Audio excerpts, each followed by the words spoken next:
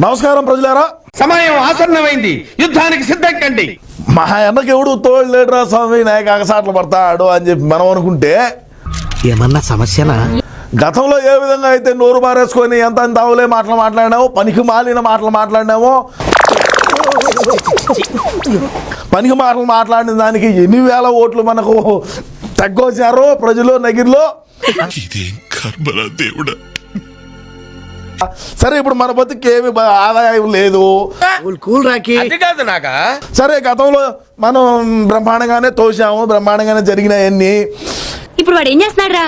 అక్కడెక్కడ అమ్ముకుంటున్నాడు. పార్టీలో ఉండేటువంటి ముఖ్య మహిళా నేత వచ్చింది ఆర్కే రోజా గారు, మీరెందుకు నవ్వుతున్నారు? మహాతల్లి.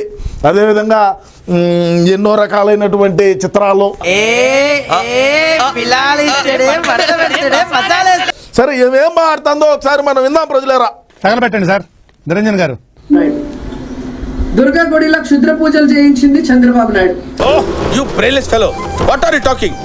ఇదే ఈ పనికిమాలిన మాటలే వద్దనేది. మీ గ్రహాల మూమెంట్ అలా ఉంది. దుర్గగుడిలో శుద్ర పూజలు చేయించింది చంద్రబాబు నాయుడు అంటున్నావే, దీన్నే చికెన్ గునియా అంటారు. నువ్వు ఇప్పుడు రాష్ట్రంలో ఉండే ప్రజలు, నగిరిలో ఉండే ప్రజలు ఏమనుకుంటారు తెలుసా? కొంచెం తెలుగులో చెప్పవా? నగిరిలో కూడా చూశారు నువ్వు ఆడ పూజలు చేసింది. ప్రపంచం అంతా దొంగ నా కొడుకులు. నిజంగా నాకు కంట్లో నీళ్ళు వస్తాయి. దొంగ నా కొడుకులు అండి. దొంగ ఎవరిని నమ్మడానికి వీల్లేదు. నువ్వు నగిరిలో శివారుకు పోయి అగ్రహారం దాటుకున్నాక చెప్పి బాబు నువ్వు కొంచెం తప్పుకో, ఇంకొన్ని గుర్తులు చెప్పాలి. ఈ మన చెక్ పోస్ట్ కి ఈ పక్కన స్పీడ్ బ్రేకర్లు వచ్చాయి 4. ఆ నుంచి ఇటుపల్లి అడవి కిందకి కొండ కిందకి పోయి ఆడ నగ్నంగా కూర్చొని నువ్వు శుద్ర పూజలు చేసావంట, నువ్వు గెలిచాలని. అది నేను అనుకునే మాట కాదు, నగిరిలో ఉండేటువంటి ప్రజలు మాట్లాడుకుంటున్నారు.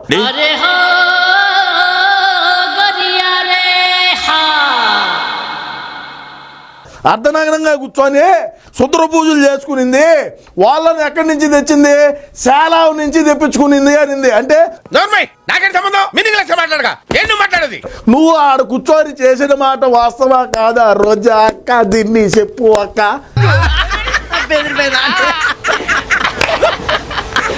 నువ్వు చెప్పు, దీనికి చెప్పు, ఏం చెప్తావు? ఎందుకంటే ప్రతి దశలోనూ పెంట పెంట చేస్తుంటే నాకు ఇంట్రెస్ట్ లేదు. నిన్ను ఓడించింది కదా మన పార్టీ వాళ్ళే కదా.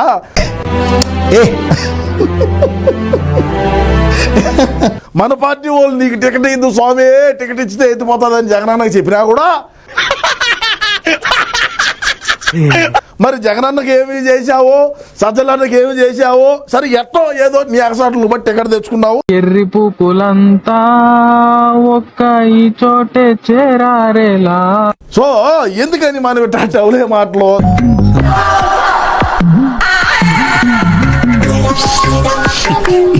సరే చెప్పుగా.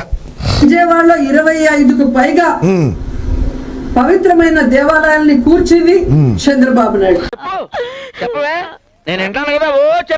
మా ప్రభుత్వంలో మేము ఎన్ని దేవాలయాలు కూల్చినాము? మా వైసీపీ ప్రభుత్వంలో ఆ రోజు ఏమి నోట్లో అమూల్ ఐస్ క్రీమ్ పెట్టుకొని ఉన్నావా అంటే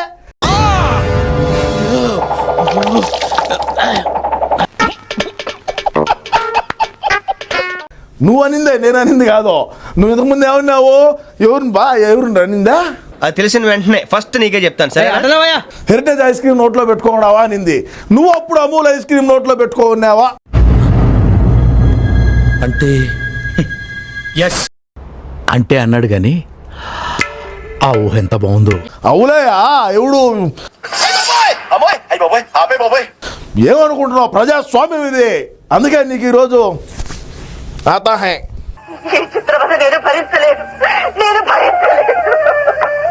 ఆయన అయితే దేవుడు క్షమించడు, అలాగే నిన్ను అసలు క్షమించడం. నీ నోట్లో నోరు పెట్టినందుకు మా గురువు గారు ఆయన చెప్పుతో ఆయనే కొట్టుకోవాలి. అయితే కొట్టుకోమనే. కొట్టుకోండి కొట్టుకోండి చెప్తా. ఎన్ని కోట్ల రూపాయలు సంపాదించినావు నువ్వు? ఎన్ని కోట్ల రూపాయలు బస్సులు పెట్టి సంపాదించినావు? చచ్చేటప్పుడు మేదేసిపోతాడు ఇదంతా. తిరుపతి అమ్మాయిగా నేను ఊరుకునేది లేదని కూడా ఈ సందర్భంగా తెలియదు. అమ్మాయి అంట ఎన్నేళ్ళు ఉంటాయి ఇంకో ఇది మా వీధికే గ్లామర్ క్వీన్. 1-2 సార్లు చూసి నేనే టెంప్ట్ అయ్యా. కాకపోతే దీని అన్నయ్య చిన్న రౌడీ అని. అమ్మాయి సరే ఓకే, నో ప్రాబ్లం. అనుకోనిరా స్వామి, నువ్వు నవ్వుగా.